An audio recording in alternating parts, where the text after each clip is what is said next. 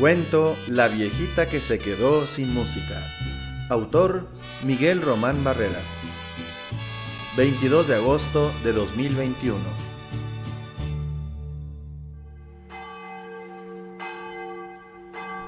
Pragedis era una viejecita hecha a la antigua usanza, a las formas de ser y de actuar del siglo XIX. Romántica, soñadora, de buenos modales y costumbres, muy apegada a las cuestiones religiosas, un tanto cándida e ingenua, solterona por convicción y porque así lo decidió, ya que, en sus años mozos, no había sido fea. Admiradora de Pedro Infante.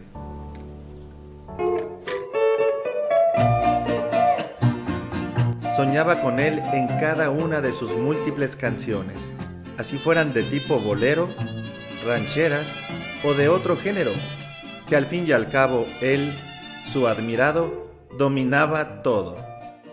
Nunca se cansaba de escuchar sus discos de 45, 78 revoluciones por minuto, o sus LPs, ya un poco más modernos, en su consola que había resistido estoicamente el paso de varios decenios.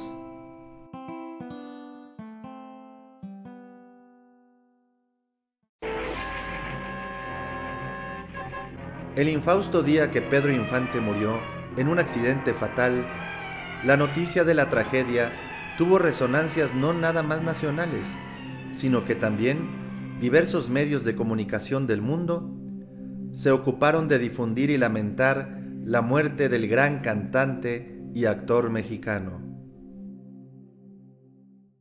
Ese día, 15 de abril de 1957, ella tenía 16 floridos años y la tragedia, escuchada en su viejo radio de bulbos, la conmocionó y sumió en un llanto interminable, en una depresión prolongada y en una abstinencia de alimentos que la hizo bajar de peso varios kilos.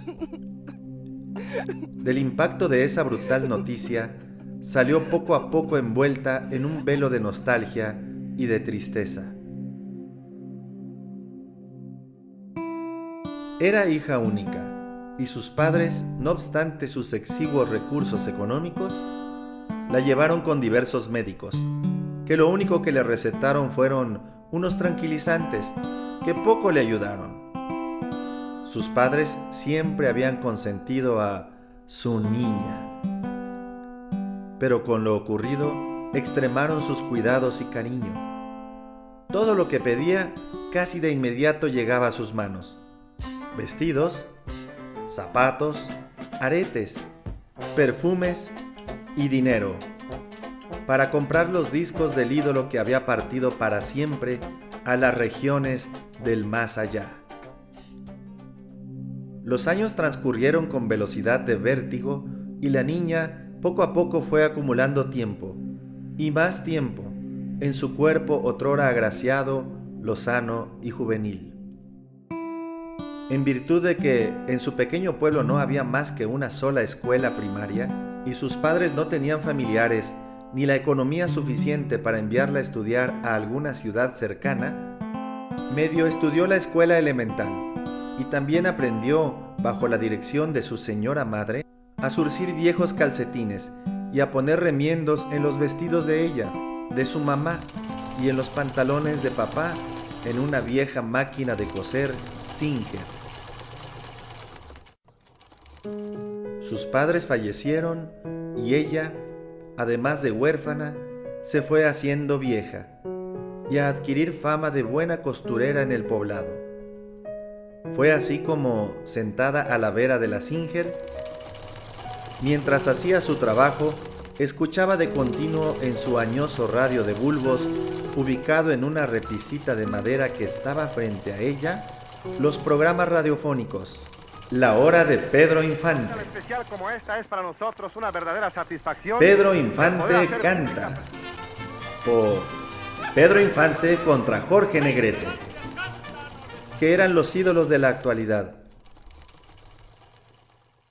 Terminados los programas de la radio, por las noches se arrullaba con los discos de su ídolo que giraban interminablemente en su vieja consola. De repente, con los años, los días claros de Praxedis se fueron tornando grises. Notó y la llenó de preocupación que por más que subía el volumen del aparato, los bravíos mariachis y esa voz cautivante parecía que estaban en otro lado y no cerca, muy cerca como antes, que hasta la hacía imaginar que ahí, en su sala, le estaban dando una serenata en exclusiva para ella, que se embelesaba y disfrutaba con gozo infinito. Consultó a varios audiólogos, probó muchos audífonos que supuestamente iban a mejorarle su audición y nada. Su problema, al parecer, era más severo, tan severo que al final de cuentas se quedó sorda, completamente sorda. Ante ese panorama tan sombrío, dejó de trabajar, arrinconó su máquina Singer, vendió la consola y los discos de Pedro Infante y casi se dejó morir de inanición. Fue gracias a los vecinos quienes, preocupados por esa viejecita que tan buena había sido con ellos, que fue a dar a ese asilo de ancianos en donde, además de la sordera, también le llegaron 2 visitantes sumamente inoportunos, el Alzheimer y el mal de Parkinson. Ahora, la enferma deambula por los jardines de esa institución benéfica, con la vista perdida, un rictus de dolor, desesperanza y tristeza en su semblante, y un descontrolado movimiento de sus manos. Sin embargo, los empleados de esa institución sabían que, casi a la misma hora, la enferma, diariamente, en su eterno deambular, bajo el ardiente sol, se sentaba bajo la sombra de un arbolillo y esbozaba en su semblante siempre inexpresivo, hermético, impenetrable y adusto, una dulce sonrisa bajo ese frondoso guayabo entornando los ojos. Lo que no sabían los empleados es que ella escuchaba.